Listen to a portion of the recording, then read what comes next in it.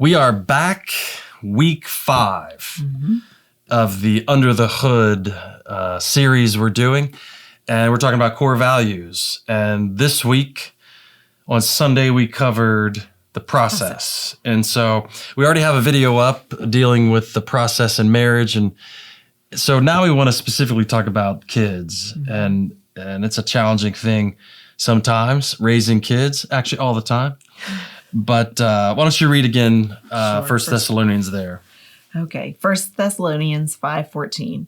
And we urge you, brothers and sisters, warn those who are idle and disruptive, encourage the disheartened, help the weak, be patient with everyone. So our core value here, we call it the process. And I think it's a little bit unique. We're making a commitment as a church to walk with people through the whole process. Right. When we talk about process, we're really talking about a church word we call sanctification. That literally means being freed from sin or being made holy. So we're not being made more like us, we're being made more like Christ. Right. That is a lifetime achievement. Yep. That doesn't Never happen arrive. overnight. Right. That doesn't happen the minute you come to faith in Christ. It happens over a whole lifetime. And when you get to the end, you don't get to the end of your life having been totally freed from sin. You get to the end of your life, hopefully more free from sin than you started. So when we talk about that, it's so important in our church body. We want people to know that we're committed to them through the whole process. That means ups, downs, when they blow it, when they get it right, the whole thing. We want to encourage people through the whole process. So, we are here to let you know you need to do that with your children as well. Yeah. They're going through a process as well. So they need to know that you're there in the good, the bad, the ugly, whatever that is. So when you start thinking about in terms of children, they're walking through the same process as you. The only difference is they're using you as the example of how to start, how to navigate failure, how to do all those things, how to become more like Christ. They're watching you. They have no reference point. They haven't had 15, 20 years to read the Bible by themselves. They probably haven't established a prayer life. So when you have children, all the way up from when they're young to when they're cresting adulthood, they are watching how that process plays out in your life. So, the old adage, do as I say, not as I do. Right. In this context, you have to live it out. You can't just tell them, hey, that's not a good thing to do, and then have them catch you doing it and be like, well, I'm an adult. Right. We have to live the example in front of them. So we covered this in the marriage part. It's the little ratio we talked about. So in the verse that we read, you'll notice that there is 1 negative and 3 positives in there. Yeah. So it says to warn those who are idle and disruptive, which is our negative, but then encourage the disheartened, help the weak, and be patient with everyone. So there's 1 to 3 ratio. We said. So the problem is kids can be idle and disruptive. Sure. Every day. They can. By the hour. Yeah. For sure. And I think they can be idle and disruptive at the same time sometimes. You're right.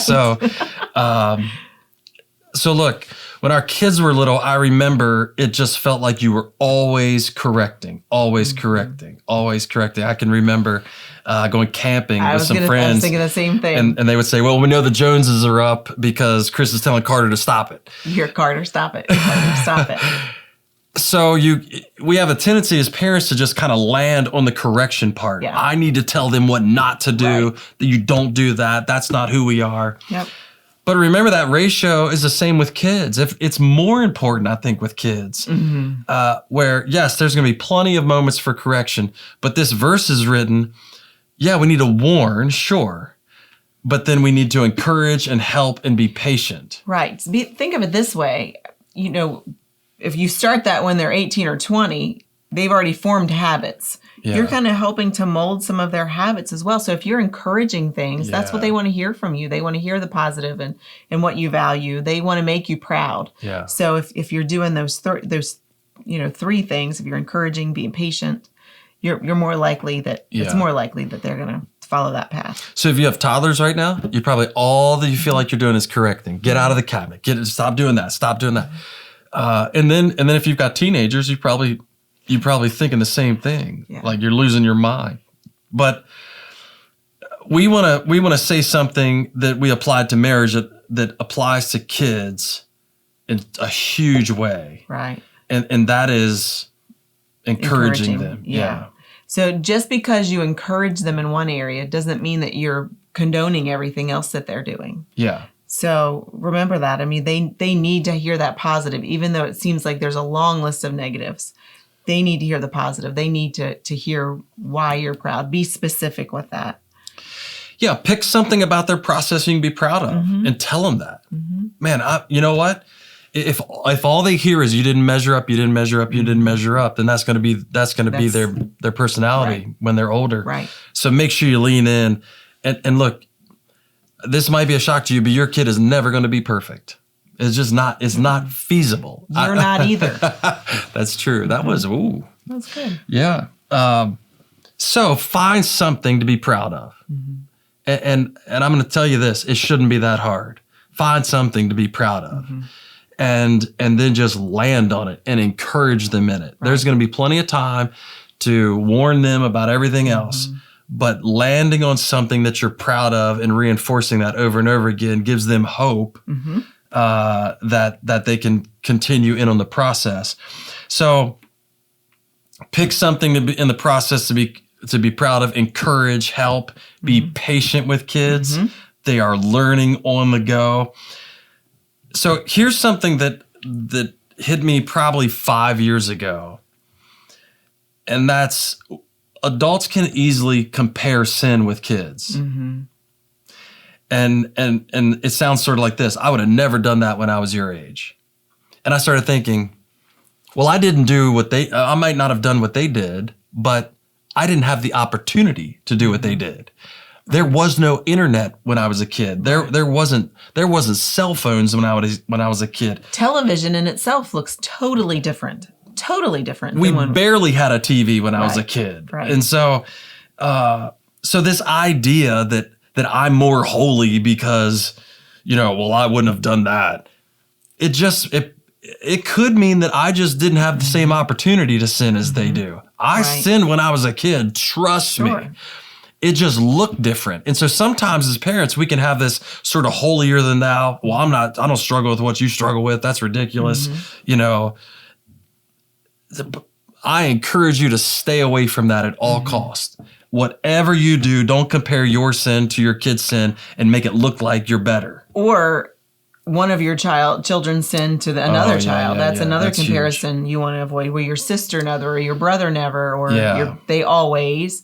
So don't compare it. Yeah. Or with, the cousin or the friends. The neighbor, So comparison never encourages anybody. It doesn't. Somebody's always losing when you compare. So what we've stumbled into, I would say, is the idea that we need to let our kids know we're in the same process they are.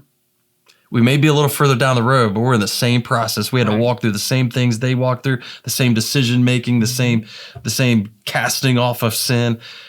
And so when you kind of level the playing field with them and you say, look, I'm in the same process you are. I'm trying to get free from sin just like you are. And if you don't think I'm not dealing with it, so that takes that levels the playing field. Now you can go to your kid and say, hey, listen, we both need forgiveness. Right. We both need to deal with this. That doesn't also mean that you need to burden them with things that you're dealing with either. So you want to be careful of that too. Don't walk in and say, hey, me and your mother were fighting and I said something nasty. Yeah. No, but just reassure them that you haven't, you're not all the way through the process either. That you need Christ's forgiveness just as much as they do. Yeah. And so that's something we stumbled upon a little later and we're able to encourage our kids with instead of just pointing the finger and saying, you're wrong and I don't do that and you do that and that makes you more wrong than me. But instead saying, hey, look, I'm warning you, you did mess up, but you're not a bad kid. Right. And I can understand how that would happen because I've messed up before and I still mess up. And so let's get forgiveness together here. Let me show you how the process works. And so the big deal is when you do that, you're actually admitting that you're still in the process. So the beautiful thing about that is, listen, if you never let them see into your process, how will they ever know what to do? Right. You have to let them open the blinds, let them see. Now, like Beth said, don't tell them all the crazy stuff you did. That's not necessary. But let them but look, if you lose your temper, what's wrong with going back and apologizing for it and saying, hey, Making it right. Dad was wrong or Mom was wrong. And I shouldn't have lost my temper. I shouldn't have said what I said. I need you to forgive me. And then together, I'm going to ask God if he'll forgive me. So what that does is, I wasn't done with the process though. Then don't lose your temper again. Right. So I came up with a little thing. So the process sort of looks like this. It looks like sin, forgiveness, change, moving forward. Right. Sin, forgiveness, change, moving forward. Not circle back around. No. Moving forward, away from sin. Right. So the beautiful thing about being able to admit our faults, especially when they're towards our kids, I've had to do that a ton of times. I've had to go back to one of our kids and say, hey, you know what? I lost my temper there. Shouldn't have done that. And I said some things I shouldn't have said. And so I need you to forgive me and I need God to forgive me. And then I'm going to make a concerted effort not to do that again. So that means the next time they push your buttons, which could be in 5 minutes, Could be. that you have to have moved forward. And so what you're doing is you're being the example to them of what the process looks like. You are being the living example of Christ working in your life. And so whether they're 4 or 12 or 20, you're still living that example in front of them and saying, look, this is how the process works. And I want encouragement, so I need to provide that to them as well. And so just a couple things. Look, it's not easy. Walking through the process in your own life is not easy. Walking through the process, being married is not easy. And then being the example to kids isn't easy all the time. Look, if it was easy, none of us would sin anymore. If it was easy, we'd just be fine. Right. If it was easy not to sin, why would we need Jesus? But it's not. It's this battle that constantly rages, Paul says, within us. And so we need the power of the Holy Spirit in us for ourselves, and then the ability to be that example to our kids. And so we hope this encourages you. And we have one more week of this. One more week. Yeah, next week we'll cover honor. And so we hope you tune back in. We'll see you then.